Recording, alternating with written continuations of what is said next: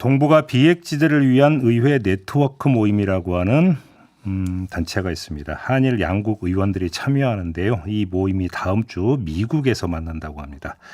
지금 한반도 상황이 여러 가지로 그러니까 그 초미의 관심사가 되고 있는 상황에서 열리는 모임이기 때문에 오늘 이 문제를 짚어보기 위해서 홍익표 더불어민주당 의원을 스튜디오로 모셨습니다. 어서 오세요. 예, 안녕하세요. 바로 이 문제를 짚어보기 위해서 사실 저희가 며칠 전에 예. 인터뷰로 확정을 짓고 날짜를 오늘로 잡았는데 가는 날이 장날이라고 어제 국회 표결 결과가 있었습니다. 네. 그래서 좀 그걸 안 여쭤볼 수가 없는데 일단 먼저 그거부터 좀 여쭤볼게요. 네.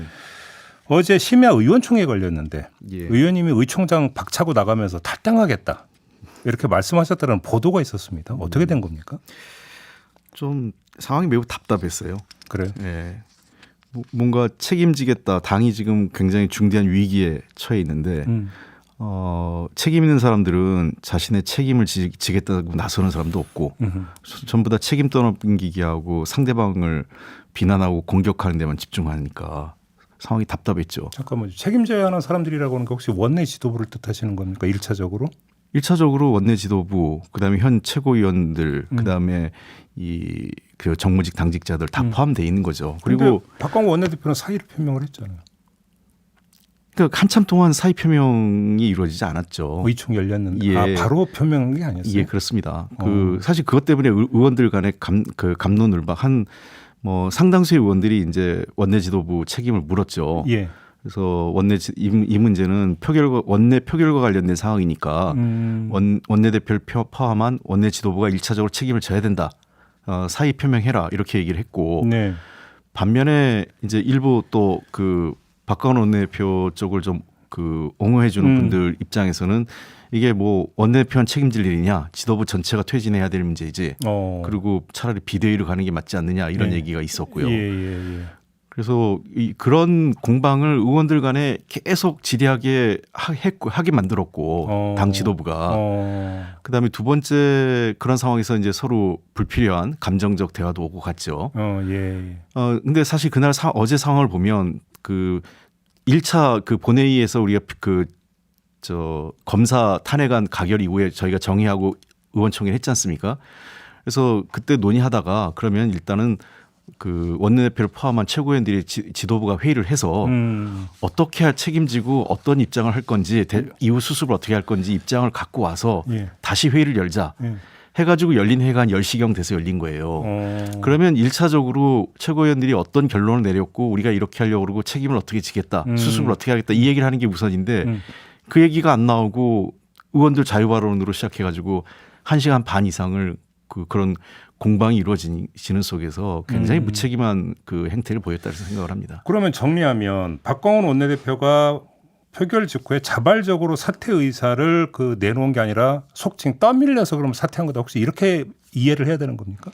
저는 현장에서 그렇게 이해됐습니다. 왜냐하면 그래요? 본인이 그 자리에 연연하지 않겠고 모든 책임을 지겠다 처음 이제 그런 말씀을 하셨어요. 네. 한 처음 회의 시작하고 한 30분 정도. 그러니까 입장을 얘기하라고 자꾸 이제 의원들이 뭐냐 입장을 얘기하라 하니까 이제 하나 성명서 하나 읽으면서 그런 말씀을 하셨어요. 자리에 연연하지 않고 모든 책임을 죄송하다. 그래서 이게 뭐지? 이랬어요. 주변 사람들이. 물러나겠다는 건 아니냐. 근데 그게 아닌 거예요. 그리고 실제로 당시 최고위원회 배석했던 다른 당직자들 통해서 사의 표명은 아니다. 물러날 생각이 없다. 이런 얘기들이 흘러나왔고요. 오호. 그래서 그 논의가 한참 동안 진행이 되면서 좀 더 강도가 높아졌죠. 그러면 의총에서 신임 절차에 대한 재신임 절차에 대한 절차적 과정을 밟아야 되는 거 아니냐 얘기까지 나왔어요. 그래요. 그러면 최고위원회는 어떻게 된다고 생각하세요? 최고위원회도 이거는 최고위원회 사실은 의원총회에서 결정할 수 있는 문제는 아니죠. 그렇죠. 예, 이건 당원들이 뽑고 전당대회 했기 때문에 그렇죠. 당 대표의 거취와 관련돼서 같이 이루어져야 될 문제이기 때문에 또 다른 차원의 논의가 필요하지만 최소한 중앙위원회 이상의 단위에서 논의가 돼야 되겠죠. 그런 측면에서 어쨌든 이런 상황이 갈 때 이게 굉장히 예측된 상황이었거든요. 네. 제가 여러 차례 민평련 대표로도 얘기했고 개인적으로도 최고위원이나 원내 지도부의 의사를 전달한 게 당론으로 정해라. 가결이든 부결이든.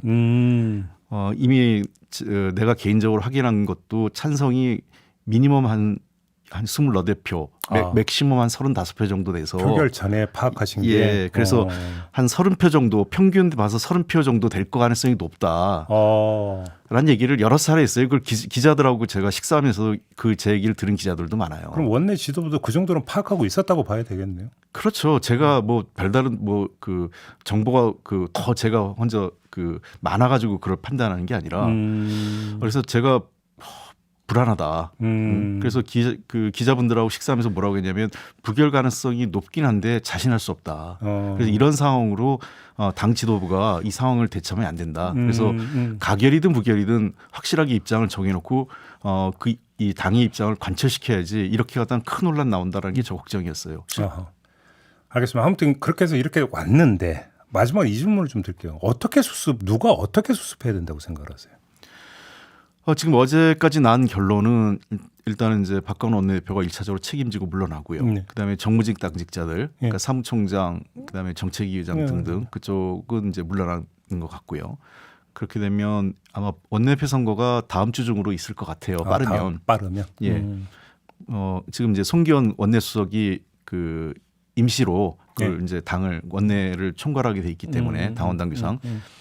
그래서 이 선거관리위원회도 구성되고 한 것 같습니다. 그럼 어쨌든 신임 원내대표가 선출이 될 것 같고요. 다음 주 중으로 추석 전이죠. 그리고 그러면 신임 원내대표가 되고 나면 그 이재명 당대표의 영장실질심사 결과에 따라서 그게 중요하죠, 사실. 그 당 대표와 최고위원회를 어떻게 할 건지는 그 결과에 따라서 좀 영향을 받을 것 같습니다. 물론 뭐 당 대표가 구속된다고 해서 당 대표를 물러나야 된다 이건 아니지만 실제로 이 구속된 상태에서 당무가 정상적으로 이루어지지 않을 가능성이 높지 않습니까? 그럴 때 그러면 어떻게 할 거냐 하는 문제가 나오는 거죠. 그러니까요. 그러니까 결국 영장실질심사 결과를 봐야 방향이 좀 잡힌다. 그렇습니다. 알겠습니다. 이 문제는 이 정도로 일단 좀 마무리하고요. 원래 오늘 모셔서 이야기 나누려고 했던 부분을 좀 여쭤봐야 될 것 같은데 일단 좀 약간 생소한데 동북아 비핵지대를 위한 의회 네트워크 이게 어떤 단체입니까? 사실은 이제 동북아 비핵지대화라는 이슈는 아주 오래전부터 있었습니다. 아시는 것처럼 이제 90년대 우리 그 주로 한반도를 둘러싼 논의는 90년대 이 클린턴 정부 때 미국에서는 그리고 저도 옛날에 학교에 있을 때 그 뉴클리어 그 프리존 또는 뭐 피스존 이런 형태로 해서 동북아 비핵지대화라는 얘기를 했습니다. 그러니까 단순히 한반도 비핵화를 넘어서서 이 지역의 일정 구역에 핵무기를 배치, 저장, 이동 자체도 못하게 하는 그 규정인데요. 일본 내에서는 상당히 평화학이 우리보다 좀 활발히 이루어지고 있습니다. 일본에서. 왜냐하면 일본이 그 평화헌법이 있고 저 비핵화 그 3원칙도 옛날에 사토 정부 때 그런 게 한 게 있으니까요. 그래서 일본의 의원들 쪽에서 연락이 왔어요. 그 작년 초에 연락이 와서 자기들이 이 동북아 비핵지대화 문제를 조금 같이 해봤으면 좋겠다. 한일 양국이 먼저. 왜냐하면 이 동북아 지역이라는 게 핵을 가진 세 나라와 핵을 가지지 않은 세 나라가 있지 않습니까? 그 이제 합법적으로요. 그러니까 예를 들면 미국, 중국, 러시아는 안보리 상임이사국으로 핵을 가진 나라고요. 남북한과 일본은 북한 경우는 참 애매하긴 하지만 어쨌든 NPT 체제 내에서는 핵을 가질 수 없는 국가이기 때문에 핵을 갖지 않은 세 나라와 핵을 가진 세 나라. 그래서 P3+3 해가지고 이 세 나라, 이 6나라가 동북아 비핵지대화에 대한 구상을 해서 뭔가 항구적인 평화 체제를 만드는 게 중요하지 않느냐라는 얘기를 일본 의원들이 제안을 했습니다. 그래서 일본의 그 전 의원인데 한 분 그 이누즈카 씨라고 전 의원이시고요. 그다음에 현 의원들 그 주로 이제 입헌민주당 의원들이 많이 계셨어요. 그래요? 예. 그래서 그 이분들하고 여러 차례 화상회의를 했습니다. 그 당시에는 한일 간에 오고 가기가 좀 쉽지 않을 때라 화상회의를 몇 차례 한 이후에 1차로 이제 일본을 방문한 게 작년 나가사키 원폭 기념일 때 저희가 여야 의원들이 같이 갔었어요. 그때는요. 그래서 이 문제를 좀 논의가 진전을 했었고 그리고 이분들이 금년 그 초에 한국에 들어오셔가지고 한국 국회에서 같이 회의를 했었습니다. 그럼 주로 한일 그 양쪽 의원들이 중심이다. 예, 그렇습니다. 그래서 의원들 간에 먼저 회의를 하면서 우리가 이 논의를 좀 확대하기 위해서는 한국과 일본 더 플러스 미국 의원이 같이 와야겠다. 네네. 해서 지금 워싱턴에 갔을 때는 워싱턴에 이제 저희를 초대하는 주체는 에드워드 마키 민주당 상원 의원이 저희를 초대하게 된 겁니다. 그렇게 된 거. 그러면 지금 한국 의원들 혹시 국민의힘 소속 의원도 있습니까? 당초에 같이 했던 분들이 계신데 네. 이분들이 작년 초에는 그래도 좀 같이 하시려고 하다가 작년 유엔 연설부터 해서 우리 윤석열 대통령 그다음에 윤석열 정부의 핵 관련 정책이나 안보 정책이 굉장히 보수화됐거든요. 당시 그 선거 때보다. 그러니까 이분들이 되게 이제는 뭔가 속칭 몸을 사린다. 그렇죠. 소극적으로 하고 같이 못 하시는 그런 상황이 된 겁니다. 바로 그러니까 그 연관된 질문인데요. 그러니까 동북아 비핵지대화는커녕 지금 나타나고 있는 흐름은 한반도 비핵화도 아니고 이제는 북한 비핵화로 범위가 좁혀져서 표현이 되고 있는 게 지금 흐름 아닙니까? 이건 어떻게 평가를 하십니까? 그러나 여전히 지금 한미 양국에 우리 정부의 표현하고 다르게 문서상에서는 한반도 비핵화로 돼 있습니다. 그래요. 예. 그렇기 때문에 좀 다르고요. 네. 저는 지금까지 우리가 한반도 비핵화란 논의가 사실은 결국 이제 핵을 가지지 않은 나라.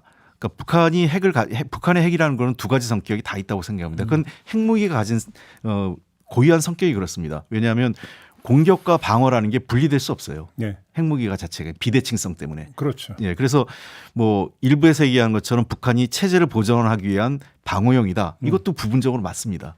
그리고 또 북한의 핵무기가 한반도를 흔들 수 있는 공격적 무기이다. 이것도 맞는 거예요. 네. 그래서 이 문제를 풀기 위해서는 단순히 남북 간의 문제를 넘어서서 이 동북아 지역 전체에 대해서 즉 북한에 대한 안전을 어떻게 그 미국, 중국, 러시아 소위 그 핵을 가진 국가들이 선제적으로 보장할 거냐. 예컨대 핵을 가진 국가들은 선제 불사용 얘기를 한다든지 현재 중국 같은 경우는 선제 핵 불사용에 대해서 동의해 줄 수 있다는 입장을 갖고 있는 반면에 미국의 핵 정책은 근본적으로 선제 핵 불사용 원칙을 인정하지 않고 있습니다. 아, 그래요? 예. 그래서 저는 한반도를 포함한 동북아 비핵지 대화를 할 때 핵 없는 나라에 대한 선제 핵 불사용 원칙을 천명할 필요가 있다라는 생각을 갖고 있죠. 그런데 워싱턴 선언을 기점으로 봐야 될 것 같은데 그 여권 안에서 나오던 이른바 자체 핵 무장론.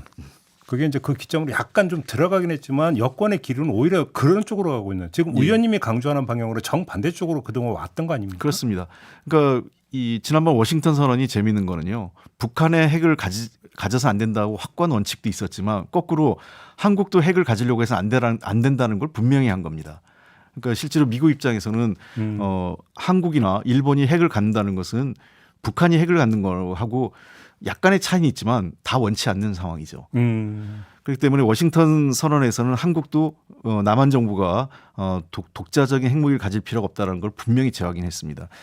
다만 우리가 그 국제 정착에는 현실주의와 이상주의가 있는데 그렇죠. 이 두 개가 균형을 맞춰야 됩니다. 즉 힘에 의한 평화 이것도 맞습니다만 힘에 의한 평화를 하려고 할 때는 필요 없고 이거는 억지 전략. 그러니까 우리가 더 상대보다 더 강한 무기, 더 우월한 군사력을 가지려고 하는 유혹에 빠지게 되는 거죠. 그래서 그렇죠. 이런 현실주의 국제 정치와 그런 힘에 의한 평화는 이상주의적, 즉 제도화시키고 그다음에 대화 기구를 구성하고 하는 그런 것들이 보완되지 않으면 항구적인 그리고 실제로 국민들이 안정적인 평화 체제를 만들기 어렵다는 겁니다.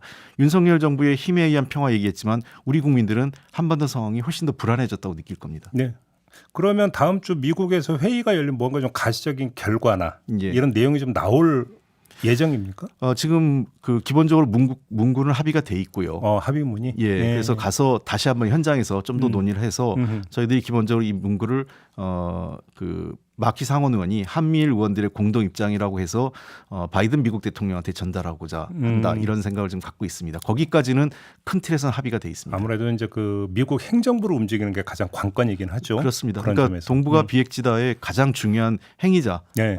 그 역할을 해야 될 사람은 역시 미국 정부이기 때문에 그렇죠. 미국이 큰 틀에서 동북아 지역의 평화, 그다음에 안보 구상, 그다음에 핵 전략을 어떻게 갈 거냐 하는 문제가 가장 중요합니다. 그래서 미국 정부, 특히 바이든 대통령을 설득하고 움직이는 게 그 최우선 과제고요. 마키 그렇죠. 상원 의원이 그런 부분에서 역할을 하겠다고 지금 나선 겁니다.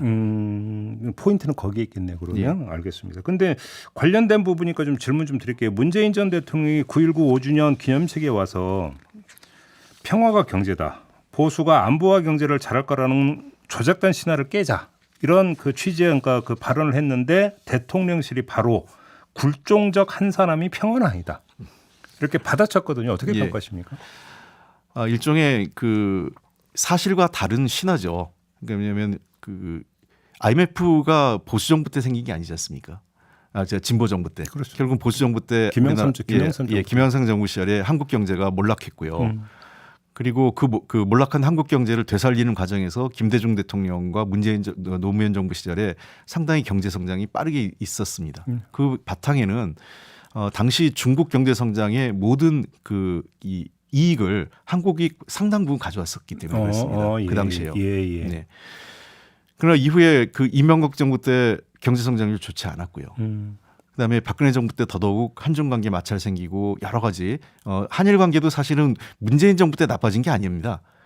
거슬러 올라가면요. 이명박 정부 때 독도 방문하고 천황 문제 얘기하면서 거기서부터 악화되기 시작했어요. 그리고 그 징용공 문제는 그게 이명박 정부 박근혜 정부 때 시작된 겁니다. 법원 판결이. 그래서 사법농단이라는 문제 나온 거는 이미 대법원에서 동일한 판단이 나왔어야 되는데 그거를 당시 그 사법부가 그 박근혜 대통령과 거래하기 위해서 홀드하고 있다가 그 문제가 됐고 그 문재인 정부 때 발표만 됐을 뿐이죠. 마치 한일 관계 악화가 문재인 정부에 있었다 이런 얘기는 말이 안 되는 겁니다. 박근혜 정부 때 아베 총리하고 대화도 안 했었어요. 왜냐하면 그 도리어 한일 관계 모든 거를 위안부 문제하고 건 게 박근혜 정부였다가 2015년 말에 미국 정부의 설득에 의해서 엉터리 합의를 한 거죠. 그러면서 한일 관계를 더 꼬이게 만든 게 그 보수 정권이었습니다. 그래서 보수 정부가 실제로 여러 그 조선일보를 비롯한 보수 언론을 통해서 마치 잘하는 것처럼 그 미화되고 있지만 실제로 경제나 안보, 그러니까 경제는 어렵게 만들고 안보는 위태롭게 한 게 보수 정권 때 기억이죠. 그렇다.